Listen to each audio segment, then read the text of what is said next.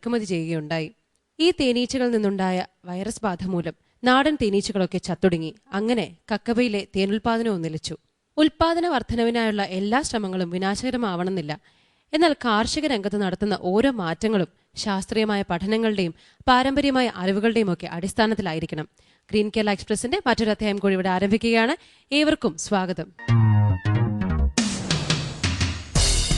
നമ്മുടെ judges doctor K P Kannan, doctor Vineetha Menon, Shri R Heli, Shrimati Nirmala Sanu George.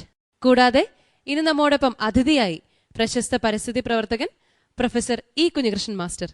ഭൂമിക്കടിയിൽ വേരുകൾ കൊണ്ട് കെട്ടിപ്പിടിക്കുന്നു, ഇലകൾ തമ്മിൽ തൊടുമെന്ന് പേടിച്ച് നാം അകറ്റിനട്ട മരങ്ങൾ. പ്രശസ്ത യുവകവി വീരാൻകുട്ടിയുടെ ആശ്ലേഷം എന്ന കവിതയിലെ വരികളാണിവ. മണ്ണുമാന്തികൾ തകർക്കുന്നത് സ്നേഹാശ്ലേഷത്തിന്റെ ഈ ലോകമാണ്. ഗ്രാമപഞ്ചായത്തുകൾ തങ്ങളുടെ വികസന പദ്ധതികളിലൂടെ നിലനിർത്താൻ ശ്രമിക്കുന്നതും ഈ ലോകം തന്നെ. നമുക്ക് സ്വാഗതം ചെയ്യാം കൊല്ലം ജില്ലയിലെ ശൂരനാട് വടക്ക് ഗ്രാമപഞ്ചായത്തിനെ ഈ വേദിയിലേക്ക്.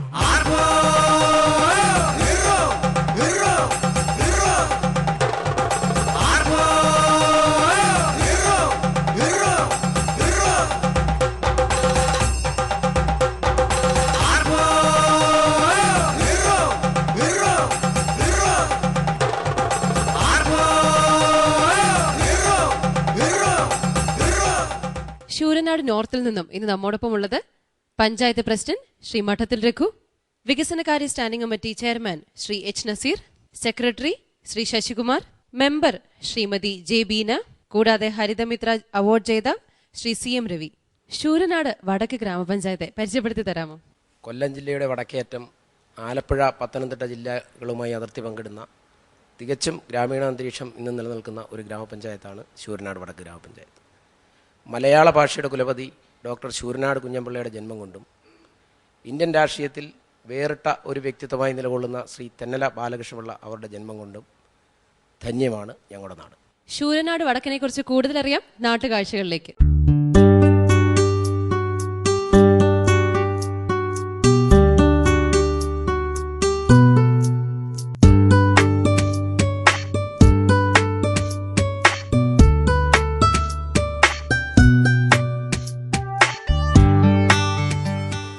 ക്കാരുടെ നാടാണ് ശൂരനാട്. ഇത് ഞാൻ പറയുന്നതല്ല, കേരളത്തിൻ്റെ നാടകാചാര്യൻ ശ്രീ തോപ്പിൽ ഭാസി ശൂരനാടിനെ പറ്റി പറഞ്ഞതാണിത്. തോപ്പിൽ ഭാസിയുടെ വാക്കുകൾ അന്വർത്ഥമാക്കും വിധം കാർഷിക പാരമ്പര്യവും കൃഷിയുമുള്ള നാടാണിത്. അതുമാത്രമല്ല, കേരള സാഹിത്യ ചരിത്രത്തിലെ അതികായരിലൊരാളായ ശ്രീ ശൂരനാട് കുഞ്ഞൻപിള്ളയുടെ ജന്മം കൊണ്ട് അനുഗ്രഹീതമായ സ്ഥലം കൂടിയാണ് ശൂരനാട്.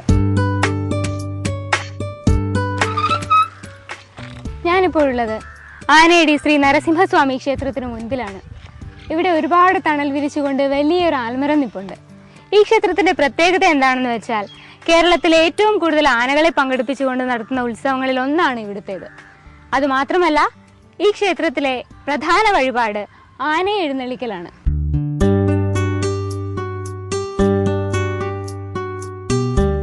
ഇക്കൊല്ലത്തെ സംസ്ഥാന സർക്കാരിന്റെ ഹരിതമിത്ര അവാർഡ് നേടിയ രവിയേട്ടന്റെ വീടാണിത്. ചേട്ടനിവിടെ ഉണ്ടോ? ചേട്ടൻ ഇവിടെ ഇല്ല, തോട്ടത്തിൽ. ഒരുപാട് പടവലം ഇങ്ങനെ നല്ല നീളത്തിൽ തൂങ്ങി നിൽപ്പുണ്ട്. എന്താ ഇതിന് വളം ഇടുന്നത്? ജൈവവളമേ. ജൈവവളമാണ്. എന്തിന്റെയൊക്കെ മിക്സ് ആണ്? നമ്മള് കപ്പലണ്ടി പിണ്ണാക്ക്, ചാണകം, എല്ലുപൊടി, പിന്നെ മണ്ണിര കമ്പോസ്റ്റ്, അങ്ങനെ ഉള്ള വളങ്ങളാണ് നമ്മൾ. മണ്ണിര കമ്പോസ്റ്റ് വീട്ടിൽ തന്നെ ഉണ്ടല്ലോ, ഉണ്ടാക്കുന്നുണ്ട്. ഈ പടവലത്തോട്ടത്തിൽ എനിക്ക് ഏറ്റവും ഇഷ്ടപ്പെട്ട പടവലം ദേ നിൽക്കുന്നു, കണ്ടില്ലേ? എന്നെക്കാളും പൊക്കമുണ്ട്. നമ്മുടെ രവിയേട്ടന്റെ വേറൊരു തോട്ടമായത്.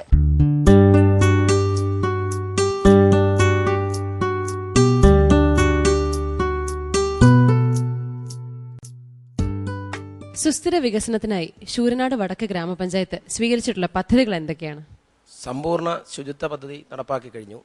സമ്പൂർണ്ണ കുടിവെള്ളം, സമ്പൂർണ്ണ വൈദ്യുതീകരണം 2010-11 ഞങ്ങളുടെ പഞ്ചായത്തിലെ മുഴുവൻ വീടുകളിലും ശുദ്ധജലം എത്തിക്കുന്നതിനും വൈദ്യുതി എത്തിക്കുന്നതിനുമുള്ള പദ്ധതികൾക്ക് അന്തിമ ഘട്ടത്തിലാണ്. ഞങ്ങളോട് അവതരിപ്പിക്കുന്ന പദ്ധതി തരിശുനില നെൽകൃഷി വികസനം. കാർഷിക മേഖലയിൽ നിർത്തലാധിഷ്ഠിത മാസ്റ്റർ പ്ലാൻ തയ്യാറാക്കിക്കൊണ്ട് യന്ത്രവൽകൃത സഹായത്തോടു കൂടി നടപ്പാക്കിയ നെൽകൃഷി വികസന പദ്ധതിയാണ് പ്രധാനമായും അവതരിപ്പിക്കുന്നത്. പിന്നെ അഗതി ആശ്രയ, അതുപോലെ തന്നെ കുടിവെള്ള പദ്ധതികൾ. ഈ പദ്ധതികളെക്കുറിച്ചൊക്കെ കൂടുതൽ അറിയാം, വികസന ദൃശ്യങ്ങൾ കണ്ടിട്ട് തിരിച്ചെത്താം. വടക്ക്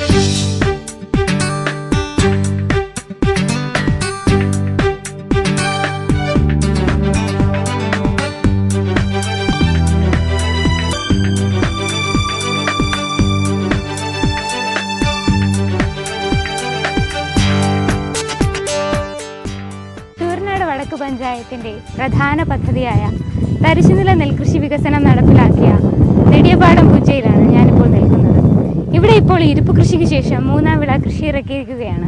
ഏതാണ്ട് 85 ഹെക്ടറോളം വരുന്ന ഒരു വലിയ പാടശേഖരമാണിത്. തൊഴിലുറപ്പ് പദ്ധതിയിൽ ഉൾപ്പെടുത്തി നീർത്തട വികസന മാസ്റ്റർ പ്ലാൻ തയ്യാറാക്കിയാണ് പഞ്ചായത്ത് ഈ നേട്ടം കൈവരിച്ചത്. ഉൽപ്പാദിപ്പിക്കുന്ന നെല്ലിന്റെ വിപണന സാധ്യതകൾക്കായി കുടുംബശ്രീ മിഷനുമായി സംയോജിച്ച് 2 കോടിയുടെ ഒരു നെല്ലു സംഭരണ സംസ്കരണ യൂണിറ്റ് ഉണ്ടാക്കിക്കൊണ്ടിരിക്കുകയാണ് പഞ്ചായത്ത്. കൃഷി മുതിർന്നവർക്ക് മാത്രമല്ല കുട്ടികൾക്കും കൂടിയുള്ളതാണെന്ന തിരിച്ചറിവിൽ ശൂരനാട് ഗവൺമെന്റ് ഹയർ സെക്കൻഡറി സ്കൂളിൽ വിദ്യാർത്ഥികൾക്കുമുണ്ട് 1/2 ഏക്കർ നെൽകൃഷി.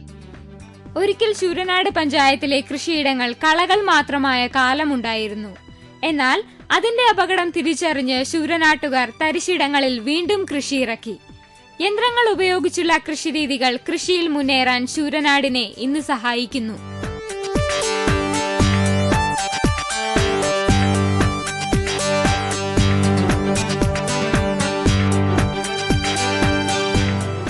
ശൂരനാട് വടക്ക് പഞ്ചായത്തിന്റെ പ്രധാന പദ്ധതികളിൽ ഒന്നാണ് ഈ കാണുന്ന വയ്യാങ്കര കുടിവെള്ള പദ്ധതി.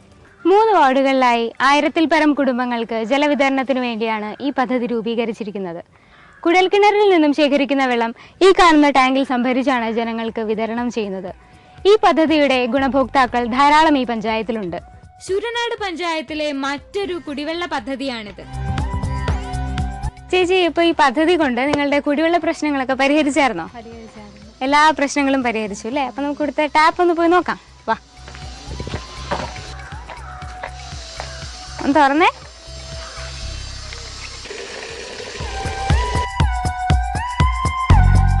പഞ്ചായത്തിന്റെ ആരോഗ്യ പരിപാലന രംഗത്ത് മികച്ച രീതിയിൽ പ്രവർത്തിക്കുന്ന 2 വൈദ്യസഹായ കേന്ദ്രങ്ങൾ ഇവിടെയുണ്ട്. ഈ കാണുന്നതാണ് ശൂരനാട്ടെ കമ്മ്യൂണിറ്റി ഹെൽത്ത് സെന്റർ. ഇവിടുത്തെ പ്രധാന ആസ്പത്രിയാണിത്. മികച്ച സേവനമാണ് ഇവിടെ രോഗികൾക്ക് ലഭിക്കുന്നത്.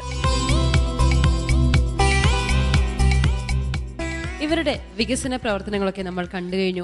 ഇനി ചർച്ച ചെയ്യാനുള്ള സമയമാണ്. കണ്ണമാഷെ, പേരുകൊണ്ട് പ്രസിദ്ധമാണ് ശൂരനാട്. ഇപ്പോൾ കർമ്മം കൊണ്ടും പ്രസിദ്ധമാകാൻ ശ്രമിക്കുന്ന മാതിരിയുള്ള നീക്കങ്ങളാണ് ഇപ്പോൾ നിങ്ങൾ നടത്തുന്നത് എന്നാണ് തോന്നുന്നത്. അതെ സാർ. കൃഷിയുടെ കാര്യത്തിലെ ഈ 85 ഹെക്ടർ തരിശു ഭൂമി, 85 ഹെക്ടർ എന്ന് പറയുമ്പോൾ എത്ര ഏക്കർ വരും? 200 ഏക്കറോളം വരും ഇല്ലേ? അതെ. ഈ 200 ഏക്കർ ഒറ്റ ഒരു പാടമാണ്, ഒരു ഭാഗമായിട്ട് കിടക്കാണ്. ഒറ്റ പാടമാണ്, നെടിയ പാടം. അത് എന്തുകൊണ്ടാണ് തരിശായിട്ട് പോയത്? അത് പൂർണ്ണമായും തരിശല്ലായിരുന്നു. അതിലൊരു 50 ഏക്കറോളം സ്ഥലം 2 പൂവും കൃഷി ചെയ്യുന്നുണ്ടായിരുന്നു. ബാക്കി സ്ഥലം പ്രധാനമായും ഈ ഭൂവുടമകൾ, അതിനകത്ത് ഭൂവുടമകൾ മിക്കവരും വലിയ സമ്പത്തായി. 2 കർഷക തൊഴിലാളികളെ പഴയതുപോലെ പണ്ട് കാലത്ത് ഇത് കൊയ്തു മെതിച്ച് 7 പറ ഇങ്ങോട്ട് അളന്നിട്ട് ഒരു പറ അവർ കൊണ്ടുപോകുന്നൊരു സ്ഥിതിയായിരുന്നു. കർഷക തൊഴിലാളികളെ കിട്ടാനില്ലാതായി. അപ്പോൾ ഈ ഇതിൽ പലരും പാടത്തേക്ക് ഇറങ്ങാതായി. കുട്ടികളൊക്കെ വലിയ വിദ്യാഭ്യാസം നേടി വിദേശ രാജ്യങ്ങളിലൊക്കെ പോയി കഴിഞ്ഞപ്പോൾ അപ്പോൾ അതൊരു ഇതായിട്ട് തരിശായി മാറുകയായിരുന്നു. പിന്നെ ഈ കുറേ സ്ഥലങ്ങൾ നികന്നുപോയി. ബാക്കി അവശേഷിച്ചാണ് 400 ഏക്കറായിരുന്നു ഈ നെടിയ പാടം എന്ന് പറയുന്ന പാടം. കൊല്ലം ജില്ലയിലെ തന്നെ ഏറ്റവും വലിയ പാടശേഖരങ്ങളിലൊന്നായിരുന്നു. അപ്പോൾ ഇപ്പം 200 ഏക്കറായി മാറി. അപ്പോൾ ഇതെല്ലാം സ്വകാര്യ ഭൂമിയല്ലേ? സ്വകാര്യ ഭൂമിയാണ്. അപ്പോൾ ഈ സ്വകാര്യ ഭൂമിക്കാരെ ഇത് പഞ്ചായത്തിന് വിട്ടു തന്നതാണോ ഇത് വീണ്ടെടുക്കാനായിട്ട്, കൃഷിയായിട്ട് വീണ്ടെടുക്കാൻ? അല്ല സാർ, അതിൽ 90% ആളുകളും ഞങ്ങൾ സംസാരിച്ചപ്പോൾ കുറേയധികം കർഷകർ, 182ഓളം കർഷകരാണ് അവിടെ ഉള്ളത്. അതിൽ ഒരു 100ഓളം ആളുകൾ അവരായിട്ട് തന്നെ കൃഷി ചെയ്യുന്നുണ്ട്. ഈ ആനുകൂല്യങ്ങളും ഇടപെടലും വന്ന് ഒരു 50 ആളുകൾ നേരത്തെ തന്നെ കൃഷി ചെയ്യുന്നവരാണ്. ബാക്കിയുള്ളവർ ചെയ്യാൻ തയ്യാറായി. അതെ. ബാക്കിയുള്ള സ്ഥലം 10 കുടുംബശ്രീ ഗ്രൂപ്പുകളെ സംയോജിപ്പിച്ചുകൊണ്ട് 100 ഏക്കറിനകത്ത് സ്ഥലം കുടുംബശ്രീ ഗ്രൂപ്പുകളാണ് കൃഷി ചെയ്തത്. അവരാണ് ഏറ്റെടുത്തത്. പഞ്ചായത്ത് ഇടയ്ക്ക് നിന്ന് ഏറ്റെടുത്തു. 10% സ്ഥലം, അതായത് പുറത്ത് കരുനാഗപ്പള്ളി പോലെയുള്ള സ്ഥലങ്ങളിൽ നിന്ന് ആളുകൾ വന്ന് 3 ഏക്കർ 2 ഏക്കറൊക്കെ വാങ്ങി. അതിന് വല്ല രേഖാമൂലമുള്ള എഗ്രിമെന്റ് വല്ലതും ഉണ്ടായോ? ഒന്നുമില്ല. പഞ്ചായത്ത് പ്രസിഡന്റും മെമ്പറും കൃഷി ഓഫീസറും ഒക്കെ ആയിട്ട് ഞങ്ങൾ സംസാരിച്ചു. വാക്കാൽ. അല്ല, അത് ചോദിക്കാൻ കാരണം ഇപ്പം അവർ ഇത്രയും നന്നായിട്ട് നിങ്ങൾ ഇതെല്ലാം വീണ്ടെടുത്ത് കൊടുത്തു. അപ്പോൾ ഒരു വർഷം കഴിഞ്ഞാൽ അവർ പറയും ഞങ്ങൾക്ക് തിരിച്ചു തരണമെന്ന്. കുറച്ച് ആളുകൾ ഇപ്പോൾ അങ്ങനെ ചെയ്തിട്ടുണ്ട്, കുറച്ച് ആളുകൾ. പിന്നെ ഒരു 10% ആളുകളുടെ അനുമതി ഇല്ലാതെ ചെയ്യുകയായിരുന്നു. അവരെ അനുവദിക്കത്തില്ല. അവർ പറയുന്നത് കഴിഞ്ഞ 15 വർഷമായി തരിശാണ്, ഞങ്ങൾക്കത് ഈ റോഡിനോട് ചേർന്നുള്ള സ്ഥലമാണ്, അപ്പോൾ വലിയ വിലയ്ക്ക് അത് നികത്താനുള്ള അല്ല ശ്രമം അത് പോട്ടെ, ആ 10% പോട്ടെ. അപ്പോൾ ഇത്രയും പാടുപെട്ട് ഇത് പൊതു വിഭവം ചെലവാക്കി അത് വീണ്ടെടുത്ത് തിരിച്ച് അവരങ്ങ് മേടിച്ചു കഴിഞ്ഞാൽ പിന്നെ കുടുംബശ്രീക്കാർക്ക് അതിലൊന്നും ചെയ്യാൻ പറ്റില്ലല്ലോ. അല്ല, കുറേയേറെ സ്ഥലം കുടുംബശ്രീക്ക് ഇനിയും ചെയ്യാനുണ്ട്. ചില ഒറ്റപ്പെട്ട ചില ആളുകൾ അല്ല, അവർക്ക് വേണമെന്ന് ഇതൊരു പറഞ്ഞിട്ടുണ്ട്. രേഖാമൂലമുള്ള ഒരു കരാറിലൂടെ ഇത്ര വർഷത്തേക്ക് തരുന്നു എന്നൊരു അങ്ങനെ തന്ന വ്യവസ്ഥ കുറച്ച് ആളുകളുണ്ട്. കുറച്ച് ആളുകളുണ്ട്. അല്ല, അതിന് പഞ്ചായത്ത് എന്തെങ്കിലും അത് ഒരു പുതിയൊരു അനുഭവമായിരുന്നല്ലോ സാർ ഇത്. അപ്പോൾ എങ്ങനെയും ഈ കാട് പിടിച്ച സ്ഥലം കൃഷിയോഗ്യമാക്കുക എന്നുള്ളതായിരുന്നു ഞങ്ങളുടെ മുന്നിലുള്ള ഒരു. അല്ല, അത് നല്ല കാര്യം തന്നെയാണ്. ഞാൻ അപ്പോൾ ആ ഒരു ഇടപെടലാണ് ആദ്യം നടത്തിയത്. നിങ്ങൾ നടത്തി ചെയ്തത് കഴിഞ്ഞപ്പോഴാണ് നല്ല സാർ ഈ കാര്യമാണ്. പറഞ്ഞ പ്രശ്നം ഉയർന്നു വന്നിട്ടുണ്ട്. ചെയ്തത് നല്ല കാര്യമാണ്. പക്ഷെ ഇങ്ങനൊരു അപകടം അതിലുള്ളത് കൊണ്ട് അതിപ്പം അങ്ങനെ ഒരു പ്രശ്നം വന്നിട്ടുണ്ട്. അപ്പോൾ അതൊരു 3 വർഷത്തേക്ക് ഞങ്ങൾ ഈ കുടുംബശ്രീക്ക് വിട്ടുകൊടുക്കുന്നു. അതിനവർക്ക് നാമമാത്രമായിട്ടുള്ള എന്തെങ്കിലും ഫീസ് കൊടുക്കാം, ഏക്കറിന് ഇത്ര എന്ന് പറഞ്ഞിട്ട്. അത് കഴിഞ്ഞ് വീണ്ടും അത് വീണ്ടും പിന്നെ റിന്യൂ ചെയ്യാം. അങ്ങനെ എന്തെങ്കിലും ഒരു വ്യവസ്ഥാപിത മാർഗം ഇല്ലെങ്കിൽ ഈ ഇങ്ങനെയുള്ള അപകടങ്ങൾ അതിൽ പരിഹരിക്കാൻ അനുഭവത്തിൽ വന്നിട്ടുണ്ട്. അത് സാധ്യതയുണ്ട്. അതുകൂടി അത് കണക്കിലെടുക്കേണ്ടിയിരിക്കുന്നു. പക്ഷേ ഈ യന്ത്രവൽക്കരണത്തിന് നേരത്തെയൊക്കെ പല ഭാഗങ്ങളിലും 10-20 കൊല്ലം മുമ്പ് കടുത്ത എതിർപ്പായിരുന്നു യൂണിയനുകളുടെയും ഒക്കെ ആയിട്ട്. ഒന്നുമില്ല. ഇപ്പോൾ പല സ്ഥലങ്ങളിലും യന്ത്രം സ്വാഗതം ചെയ്യുന്നൊരവസ്ഥ. അതെങ്ങനെ വന്നു? അത് ഈ കൃഷി ചെയ്യാൻ കർഷക തൊഴിലാളികളില്ല. കർഷക തൊഴിലാളികളുടെ അഭാവം. അവരൊക്കെ എവിടെ പോയി? അവർ പോയതല്ല സാർ. ഞങ്ങളുടെ പഞ്ചായത്തിൽ സംഭവിച്ചത് 10 കശുവണ്ടി ഫാക്ടറികൾ പുതുതായി അവിടെ 10 വർഷത്തിൻ്റെ കാര്യം വന്നു. അപ്പോൾ ഏതാണ്ട് ഒരു 3000-ത്തിനടുത്ത് ആളുകൾ അവിടെ ജോലി ചെയ്യുന്നുണ്ട്. പിന്നെ NREGSന്റെ ഒരു വരവ്. ഇപ്പൊ NREGS വന്നിട്ട് ഇവിടെയൊക്കെ വന്നിട്ട് ഇപ്പോൾ 1 വർഷമല്ല. അപ്പൊ അതിലേക്ക് കുറെ ആളുകൾ തൊഴിലിനെത്തുന്നുണ്ട്. അപ്പൊ അവരെ വെച്ചുകൊണ്ട് ഇപ്പം ഇവര് നമ്മളെ മുമ്പ് കാണിച്ച പഞ്ചായത്ത് വിദ്യാഭ്യാസപരമായി കർഷക തൊഴിലാളികളായിരുന്ന കുടുംബങ്ങളിൽ ചെറുപ്പക്കാർ ഇപ്പൊ കുറെ കൂടി മെച്ചപ്പെട്ട തൊഴിൽ അവസരങ്ങൾ തേടി പോകുന്നുണ്ടോ? അവർക്ക് അത് കിട്ടുന്നുണ്ടോ? കിട്ടുന്നുണ്ട് എന്നാണ്. അവിടെയൊക്കെ എന്താണ് ഇപ്പൊ ഈ പാടത്തൊക്കെ പണിയെടുത്താൽ കൂലി കിട്ടുന്നത്? പാടത്ത് ഈ പുരുഷ തൊഴിലാളിക്ക് പറമ്പിലോ പറമ്പ് ജോലി ചെയ്യുന്നവർക്ക് 350 രൂപ വരെ കൂലി. 350 രൂപ വരെ. സ്ത്രീ തൊഴിലാളികൾക്ക് 250 രൂപ വരെ. 250 സ്ത്രീ തൊഴിലാളികൾക്ക്. അപ്പൊ അതുകൊണ്ടാണ് ഒരു ഇങ്ങനെ യന്ത്രവൽകൃതമായിട്ടുള്ള ഒരു കൃഷി മാർഗത്തിന് മാറ്റത്തിലേക്ക് പോകും. അവിടെ ഇപ്പൊ ഒരു അതിന് തടസ്സമൊന്നുമില്ല. കുടിവെള്ളത്തിന്റെ കാര്യത്തിൽ ഇപ്പോ എന്താണ് പഞ്ചായത്ത് ചെയ്തിട്ടുള്ളത്? 2000-ൽ ഒരു 3 വാർഡ് ഞങ്ങളുടെ പഞ്ചായത്തിലെ വടക്കൻ പ്രദേശത്ത് ഏറ്റവും കുടിവെള്ളക്ഷാമമുള്ള വയ്യാങ്കര പ്രദേശത്ത് 3 വാർഡിൽ കുടിവെള്ളം എത്തിക്കുന്നതിന് വേണ്ടി വയ്യാങ്കര കുടിവെള്ള പദ്ധതി എന്ന പേരിൽ ഒരു കുടിവെള്ള പദ്ധതി അന്നത്തെ പഞ്ചായത്ത് സമിതി ജനകീയാസൂത്രണത്തിൻ്റെ തുടക്കകാലത്ത്. അതിനുശേഷം ഇപ്പോൾ ഈ സ്വജൽധാര ഗ്രാമീണ സ്വജൽധാര കുടിവെള്ള പദ്ധതി പ്രകാരം 2 പദ്ധതികൾ അത് ഒരു സെലക്ട് ചെയ്ത കുടുംബങ്ങളെ ഇതുകൊണ്ട് സ്ഥാപിച്ചു. കൂടാതെ ഞങ്ങൾക്ക് വാട്ടർ അതോറിറ്റി നേരിട്ട് നടത്തുന്ന 3 കുടിവെള്ള പദ്ധതികൾ നിലവിലുണ്ടായിരുന്നു. അപ്പോൾ എല്ലാ വാർഡിലും കുടിവെള്ളം എത്തിക്കാൻ ഇപ്പോൾ പറ്റിയിട്ടുണ്ടോ? എല്ലാ വാർഡിലും എത്തിക്കാൻ പറ്റിയിട്ടുണ്ട്. പിന്നെ എല്ലാ വീടുകളിലും വൈദ്യുതി ഉണ്ടോ? വൈദ്യുതി ഇനിയൊരു 300 ശിഷ്ടം കുടുംബങ്ങൾക്ക് കൂടി വൈദ്യുതി കിട്ടാനുണ്ട്. അത് സമ്പൂർണ്ണ ഊർജ്ജ പഞ്ചായത്തായി തിരഞ്ഞെടുക്കപ്പെട്ട പഞ്ചായത്താണ് ഞങ്ങളുടേത്. ഇപ്പം ചുരുക്കത്തിൽ ഞാൻ പറയുകയാണെങ്കിൽ നിങ്ങളുടെ ഗ്രാമത്തിൽ മിക്കവർക്കും വൈദ്യുതി ഉണ്ട്, എല്ലാവർക്കും കുടിവെള്ളമുണ്ട്, എല്ലാവർക്കും വീടുണ്ടോ?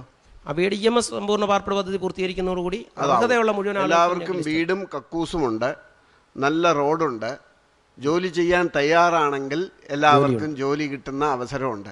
വേറെ പ്രശ്നമൊന്നുമില്ലല്ലോ. ഇല്ല. നിങ്ങളുടെ പഞ്ചായത്തിൽ 52 രജിസ്റ്റേർഡ് ജൈവ കർഷകരുണ്ട് എന്ന് പറയുന്നുണ്ട്. അതിന്റെ എത്ര കാലമായിട്ട് ഇങ്ങനെ ജൈവ കൃഷിയിൽ നിൽക്കുന്നുണ്ട്? ജൈവ കൃഷി അത് പ്രധാനമായിട്ടും ഞങ്ങളുടെ ഹരിതമിത്ര ഈ കഴിഞ്ഞ വർഷത്തെ അവാർഡ് ജേതാവാണ് ശ്രീ CM രവി. അതിനെക്കുറിച്ച് സംസാരിക്കും. ഞാൻ ഈ 2009-10 വർഷത്തെ ഹരിതമിത്ര അവാർഡ് നേടിയ ഒരു കർഷകനാണ്.